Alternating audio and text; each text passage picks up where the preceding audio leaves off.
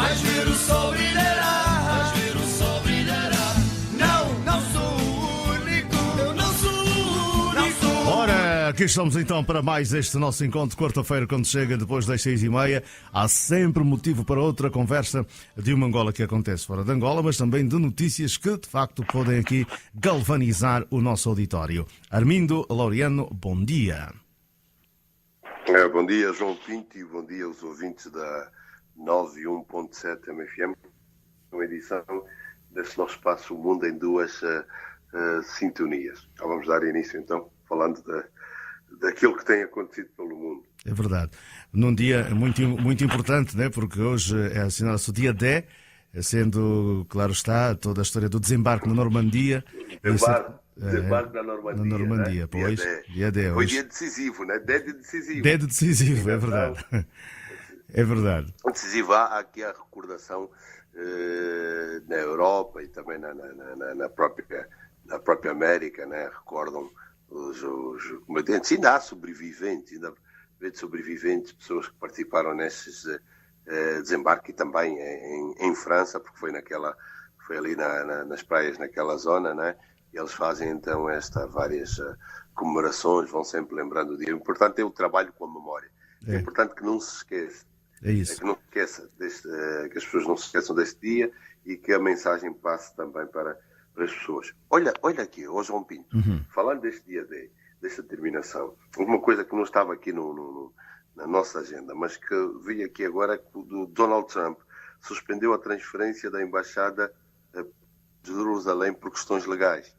Tem sido agora uma notícia falada aqui. Ele assinou um documento que suspende durante 6 meses a transferência da embaixada dos Estados Unidos em Israel. Quer dizer, é uma transferência, apesar dele ter inaugurado a 14 de maio uma nova instalação diplomática em Jerusalém, né, que acaba por ser provisória, porque a outra vai ser construída de raiz, estão a utilizar as instalações do antigo consulado lá. Ele assinou ontem um despacho que mantém suspensa a aplicação desta lei de 1995, que ordena ao executivo de Washington a transferência da embaixada de Israel de Tel Aviv para Jerusalém. A contradição, esta aparente contradição só de Trump com a sua própria política, responde a uma exigência que é incluída naquela norma, que estabelece que se o presidente não cumprir a transferência da embaixada para Jerusalém, tem de se dar uma explicação ao Congresso de 6 em 6 meses, se não se quiser perder fundos para a manutenção das embaixadas em todo o mundo. Então, ele, apesar do governo de Trump ter inaugurado formalmente a delegação diplomática em 14 de maio passado, teve de cumprir esta determinação legal, uma vez que a residência do embaixador americano em Israel, David Friedman, continua em Tel Aviv. Então, esta definição de embaixada norte-americana, que é inscrita na lei da embaixada, em Jerusalém inclui tanto as instalações da missão diplomática como a residência do embaixador. E aí é que é este problema. Se ele inaugurou a embaixada no dia 14 lá, mas o embaixador colocou em Jerusalém, mas o embaixador continua a residir em Tel Aviv, que contraria a definição que os americanos têm de embaixada norte-americana. Nesta lei, esta definição de embaixada norte-americana inclui tanto as instalações da missão diplomática como a residência do embaixador. Então, ele, neste despacho que assinou, acaba por usar a mesma justificação que tinha usado os seus 3 antecessores para não transferir a embaixada para Jerusalém, com o argumento da necessidade de proteger os interesses de segurança nacional dos Estados Unidos. Então, fica adiada mais 6 meses, porque atualmente são menos de 10 funcionários que foram transferidos para Jerusalém. Aquilo foi mais um formalismo, mais aquela coisa toda, mas de facto ainda continua a embaixada a funcionar em Tel Aviv e não em Jerusalém. Pois é, são as contingências da política internacional. Política esta que levou ontem a economia, levou a saber, afinal de contas, como é que o negócio do diamante é feito em Antuérpia. E como é que Angola pôde agora pôr nas contas, né? Uma vez que há dias aqui falávamos na rádio sobre se os diamantes têm contado ou não para o Orçamento Geral do Estado, tal como deveriam ser. E ontem ficou confirmado que são os 2 produtos mais exportados de Angola, com a presença do Presidente, que terminou a sua visita ao Reino da Bélgica. vem da Bélgica, a Antuérpia, a visita que agora já terminou. Aqui um jornal português que deu um destaque de capa foi ontem o Diário de Notícias, que dizia: João Lourenço na Europa a pensar no lugar de Angola em África, e diz que Luanda aposta no reforço da influência no continente europeu à procura de captar investimento estrangeiro para modernizar a economia angolana, e fala dos acordos sobre agricultura, turismo, defesa, encontros com empresários para falar das novas condições para o investimento estrangeiro em Angola, mas também o sublinhar da importância do setor petrolífero na economia do país, aspectos que marcaram as deslocações do presidente João Lourenço à Bélgica, que terminou ontem, e também a França na semana passada. Mas também é este aspecto dele estar na Europa e a pensar no lugar de Angola em África, e que eles falam também muito a situação regional, em especial a crise política na RDC, que esteve no centro da primeira visita do chefe de Estado angolano à Europa. E já falávamos aqui da própria posição que o presidente angolano tem na própria SADC, no órgão de defesa e de segurança, e é mais respeitando o princípio da soberania dos Estados e da não ingerência, e é nesta qualidade que ele fez essas abordagens com o presidente Macron e na Bélgica, por ter sido a antiga potência colonizadora. É neste papel que ele fez essas abordagens, isto de certa forma para clarificar e acalmar o senhor Kabila. Mas na Bélgica, e o próprio destaque, além da reunião que ele teve com o rei Filipe e também com o primeiro-ministro Charles Michel, ele visitou a Escola Real Militar e ficou também aberto, se diz aqui, a possibilidade de militares angolanos frequentarem esta instituição. Esta Escola Real Militar é uma instituição de prestígio na Bélgica, então há aqui também aberto esse tipo de acordos. E houve a reunião com esses empresários, depois o encontro com dirigentes da União Europeia, e esta coisa que tu falas de Antuérpia, porque além dos diamantes, o porto de Antuérpia é o segundo porto mais importante da Europa. Então há também aqui, prevê-se aqui alguns acordos nesse sentido. Depois o Centro da Indústria Diamantífera, uma vez que Angola é um dos principais produtores de diamantes, e a expectativa é que haja mais investimento neste setor. Quer dizer, as visitas que antes eram muito no âmbito político, mas João Lourenço conseguiu dar uma componente económica muito forte, conseguiu fazer um bom equilíbrio. Não houve um excesso de política, mas houve muitas vezes aqui também este vetor económico que ele privilegiou, tanto em França como na Bélgica, em que falou das medidas já tomadas no sentido de atrair um investimento privado estrangeiro, e na importância de combater os grandes males que a sociedade angolana enferma, que tem os dias contados, nas suas palavras, que são a corrupção e a impunidade. Pois e fica sobretudo, Armindo, só para terminarmos esse capítulo da visita, fica sobretudo a confiança, né? Uma confiança que, portanto, passando pelo centro da Europa, né? A Bélgica, aliás, já se falou aqui que está aí o Parlamento Europeu, passa-se o recado para toda a Europa desta questão que Angola pretende mudar completamente toda a filosofia que vinha de um passado com desconfiança.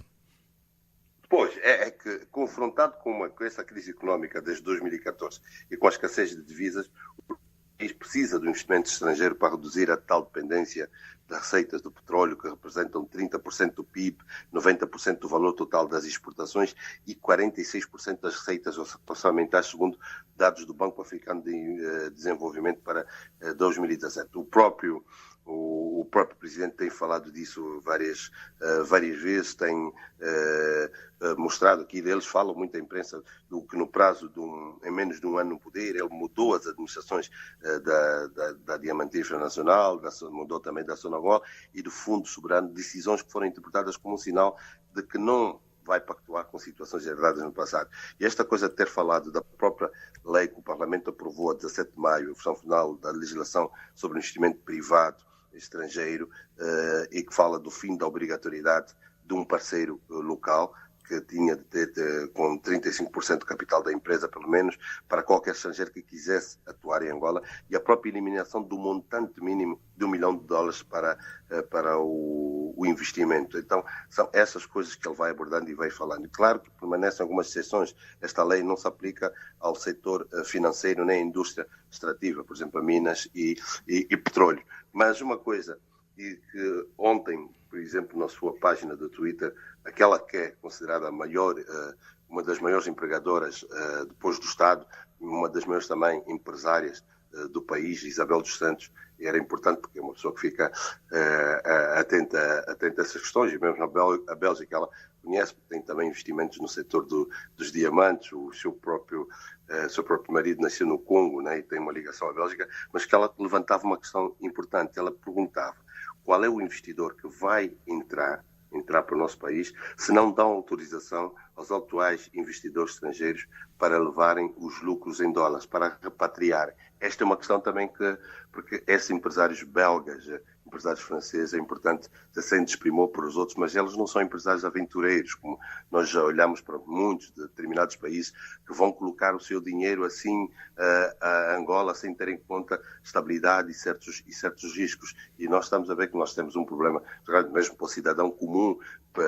Eu vejo muitas pessoas que vêm de Luanda para aqui, para Lisboa, e depois têm a dificuldade porque estão à espera que o gestor bancário ponha o dinheiro na conta para arriscarem aqui o cartão, como eles chamam. E agora imagina alguém, e está-se a falar de valores de 5, 3, 4 mil dólares, agora imagina alguém que vai pôr milhares de dólares, vai investir milhares de dólares no nosso país, de certa forma vai ter a necessidade de repatriar esses lucros, e essa é uma dificuldade que se tem aqui enfrentado. Isto está muito ligado também ao outro tema que vamos falar aí depois da própria situação das companhias aéreas que estão a abandonar por causa disso. Então, é esta garantia que o João Lourenço precisa de dar aos empresários. Vocês vão investir, ele próprio falou disso, que no apelo que fez, venham investir, fez um apelo, venham investir no nosso país tem muitas oportunidades, tem estabilidade. E tem de passar das palavras às ações, porque as pessoas não vão colocar o dinheiro depois de ter dificuldade para repatriar os seus lucros. Pois é, e então dá-nos este segmento, não é? Que, portanto, em relação à dívida, e é importante, é importante, só um minuto, e é importante, Há uma verdadeira necessidade também dessa diversificação. O próprio Presidente viaja acompanhado, eu vi pelas imagens, alguns empresários nacionais que estiveram com ele em França e na Bélgica. Aqui também a sociedade civil vai exigindo muito, e a própria comunicação social, do facto de uma necessidade também de haver uma diversificação de empresários, porque parecem que são sempre aqueles empresários do passado, são sempre os mesmos que faliram a capa, os mesmos que têm crédito mal parado do BPC, os mesmos que vão à falência juntamente com o Estado quanto à crise económica. Então, eu que espero também que, além da diversificação da economia, devia também haver diversificação de certos atores económicos. É preciso renovar um bocado esse quadro empresarial, porque há um grupo de empresários que parece que já, usando aqui uma expressão, já mamou muito da teta do Estado, já deu o que tinha a dar, e precisam de aparecer novos atores com uma imagem muito mais ligada à credibilidade e à efetivação, de facto.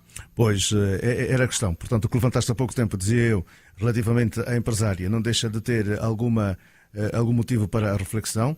Em relação aos empresários, o que sei é que foram convidadas associações e, portanto, eles ainda, as pessoas que seguiram, estão à frente dessas associações e dessas organizações de empresários, de comerciantes, enfim. Pode ser estranho, por exemplo, muitas vezes essas associações não convidarem, por exemplo, a empresária mais rica do país, não é?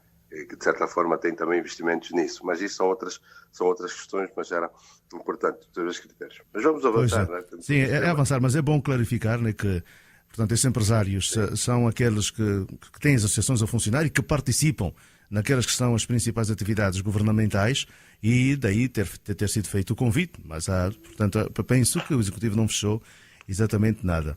Em relação agora a outros assuntos, tem a ver com a dívida de Angola, as companhias aéreas, em fundos bloqueados. A informação que se tem é que desceu mais de 100 milhões de euros até este mês, mas é ainda muito elevada, né? Ao que parece, a segunda mais elevada do mundo, de acordo com a IATA. Do mundo. A IATA informou ontem que a dívida de Angola às companhias aéreas estrangeiras em fundos bloqueados desceu estes mais de 100 milhões de euros até junho, mas ainda é a mais elevada do mundo. Em causa estão os fundos das companhias com origem na venda de passagens aéreas que depois não conseguem repatriar. E no caso de Angola, devido à crise económica, financeira e cambial que o país atravessa desde os finais de 2014. A situação levou a que Angola acumulasse uma dívida em fundos bloqueados. Estes fundos bloqueados para os ouvintes explicar, alguns são aqueles que são depositados em moeda nacional, nos bancos nacionais, e que aguardam autorização para o repatriamento em divisas. E isto teve um pico de mais de 500 milhões de dólares, cerca de 427 milhões de euros, conforme reconhece a ATA. É que o Presidente do Conselho de Administração da ATA, Alexandre de Juniac, refere que a Nigéria regularizou os 600 milhões de dólares que tinha em fundos bloqueados as companhias aéreas, enquanto Angola reduziu o montante que tem em dívida em cerca de 120 milhões de dólares. Ainda assim, a IATA diz que a Venezuela lidera, destacado, os fundos bloqueados das companhias aéreas, com cerca de 3.780 milhões de dólares a guardar o repatriamento, e depois vem Angola com cerca de 386 milhões de dólares, além de já ter pago os tais 120, mas ainda tem estes 386 milhões de dólares. E Angola ficou em segundo lugar porque a Nigéria saiu da lista e passou a Angola. Depois vem países como o Sudão, com 170 milhões de dólares, Bangladesh com 95 milhões de dólares e o Zimbábue com 76 milhões de dólares. E a própria IATA diz que estima que no final de 2017 estavam bloqueados em 16 países do mundo cerca de 4.900 milhões de dólares, que faz com que muitas companhias aéreas não consigam repatriar. E ele, quando esteve em Luanda, em janeiro deste ano, numa conferência internacional sobre aviação, ele classificou como crítica a situação dos bloqueios para essas transportadoras repartirem os seus rendimentos e disse porque se não tiver a pagar, é claro que as companhias não vão aumentar não vão criar novas rotas e frequências para Angola. Daí de ser um problema que deve ser resolvido. E disse mesmo que isso terá levado, foi uma de situações dessa, que terá levado a saída, por exemplo, da Ibéria, da KPLM e agora também para o dia 7 que está a saída da British Airways, que vai deixar de voar para Angola. Já nós, creio que no ano passado, João Pinto, tínhamos falado da situação que a TAP tem estado a enfrentar e isto também estará na própria agenda do Primeiro-Ministro António Costa quando visitar Angola, com esta situação do repatriamento destes capitais. É associando um bocado aquela questão que falávamos de Isabel dos Santos e esta questão também, ou seja, as companhias estão a ser, de certa forma, penalizadas por essa crise financeira cambial e não conseguem repatriar, vendem os bilhetes em kwanzas, ficam nos bancos, mas não conseguem transformar estes valores em dólares e repatriar. Então ficam muito apertadas com uma situação financeira muito crítica. Pois é, são estas situações, portanto, que têm exatamente a ver com uma problemática no setor da aviação. Vamos lá ver se isto melhora com essa investida angolana na Europa, na APEL, ou seja, com a presença do próprio Presidente. Agora, o que é que apoquenta, uma vez que há esse interesse? A notícia de ontem, claro está, e já vem, aliás, o despacho é já do mês de maio, mas ontem ficou conhecido o encerramento da escola americana aqui em Luanda. O diretor do gabinete diz que não há rosto, não há telefone, não há número de registro, não há número de polícia. Daí então tomarem essa decisão porque ninguém sabe o que é que se passa por dentro da escola americana. Mas é curioso, João Pinto. No dia 19 de setembro eu vi imagens da abertura oficial eu também vi. desta American School of Angola.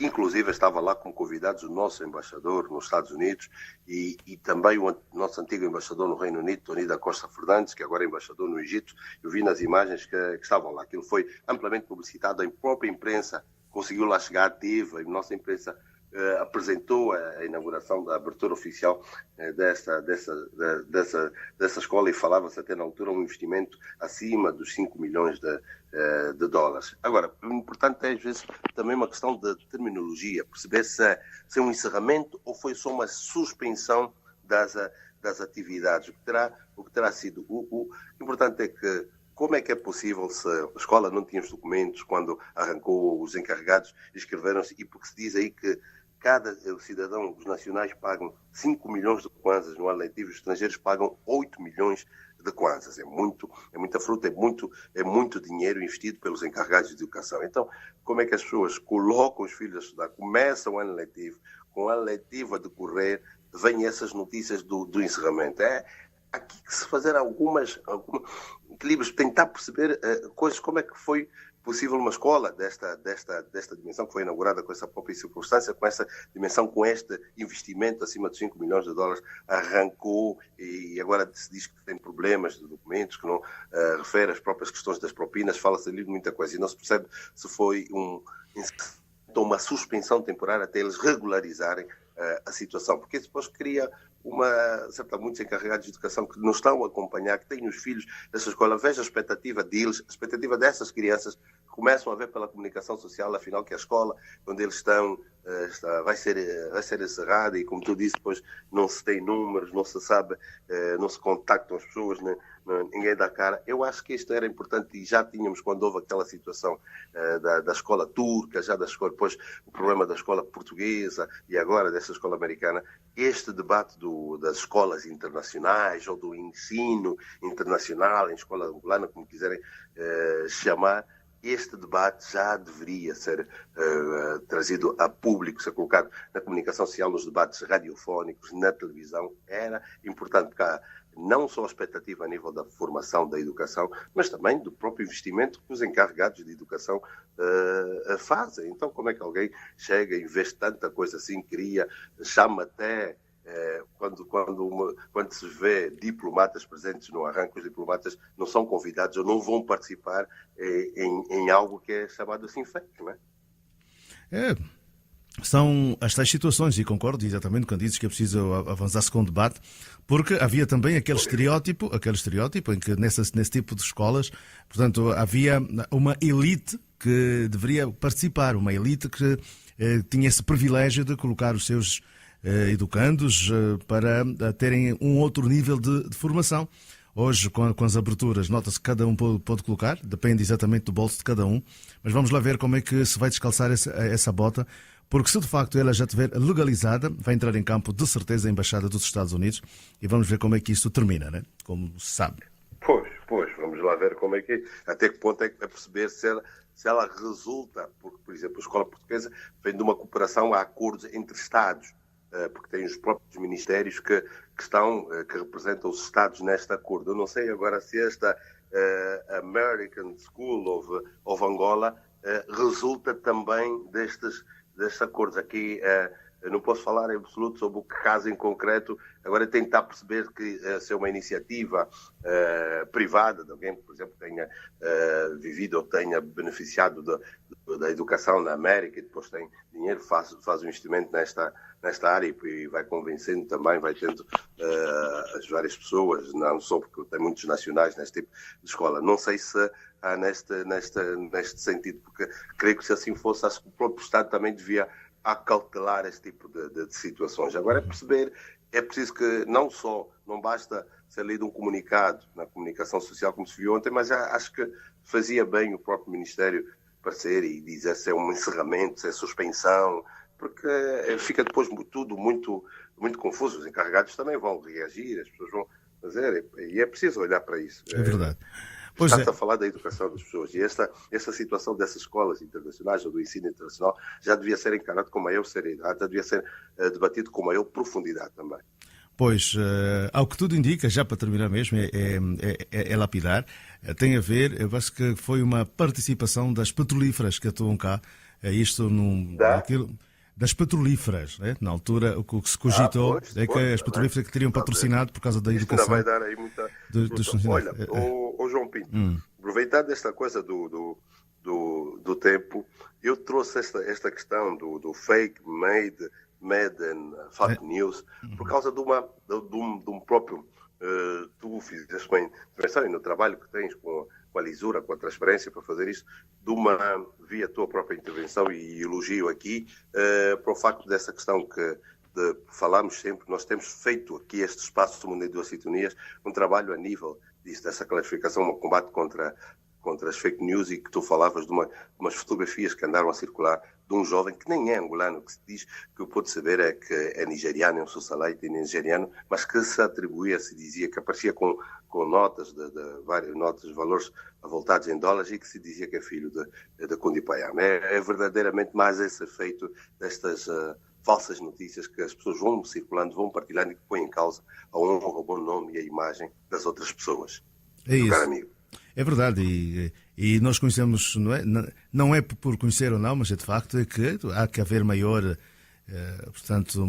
credibilidade naquilo que postamos, porque não é só lançar a notícia ou lançar uma informação, algo para denegrir, né? Porque toda a gente acha que todo mundo fez mal, toda a gente é corrupta e daí ter que colocar rótulos às pessoas. É preciso clarificar. Eu acho que isto é importante e aquilo chamaste, e por isso é que eu mais tarde, hoje na tarde, vou ter uma crônica mesmo com esse título, que é fake, que é falsas, MED, que é fabricadas, MED mais, e cuidado. E facto que são lixadas, esse tipo de notícias que se vão partilhando, porque e é importante esclarecer as pessoas, e até pessoas com uma certa, como é que eu vou dizer, um certo esclarecimento, partilham isso e depois fazem juízo de valor. Aquela pessoa não é filho do governador do CNE nem angolano. É a mesma forma como as pessoas, João Pinto, partilharam um vídeo em que se dizia a violência está demais e aquilo é no Quilamba. E no Quilamba pessoas a falarem em árabe e depois veio-se confirmar, ou uns diziam que foi em Birmingham, na Inglaterra, mas também se dizia que foi na Suíça. Mas o importante é dizer que aquilo não foi em Angola e não foi no Quilamba, mas as pessoas partilharam e dado já como certo que aquilo era em Angola, e depois com outros comentários para dizer insegurança, alarmismos, criar esse clima de insegurança através dessas falsas notícias. E é preciso ter muito cuidado quando se vai partilhando isso, é preciso respeitar o bom nome das pessoas. Hoje está a ser uma pessoa, amanhã pode ser um de nós, e então, mesmo as pessoas que vão partilhando nos grupos ou partilham nas redes sociais, não custa nada tentar confirmar, falar com pessoas até da área, vai perguntar para o João Pinto, o Laureano, fulano, ciclano, isso aconteceu mesmo, isso é verdade, como é que é isso? E depois tem um esclarecimento muito antes de partilhar e colocar, que as pessoas têm família e não deve ter sido muito... Não deve ter sido aborrecido, e é mesmo para a família do Kundipayama, está a ver alguém que não é da sua família associada, que é uma pessoa que afinal é um nigeriano e que gosta de imitar Floyd Mayweather, o americano, e depois aí o seu dinheiro, mas não é angolano. Então, isto é importante e elogio essa tua iniciativa pelo facto de tu, em muitas publicações, foste lá e foste esclarecer isso. Tu conheces até muito bem a pessoa em causa e a família. Muito bem. Um grande abraço então, Armindo, e continuação de uma boa quarta-feira aí, não é? Porque na sexta voltaremos já a estar juntos. Obrigado para ti e também para os ouvintes. Na sexta-feira estamos de volta, é só dizer que esse assunto do Facebook vamos falar na sexta-feira. Ainda tem muito para dizer. Há muito, sim, senhor.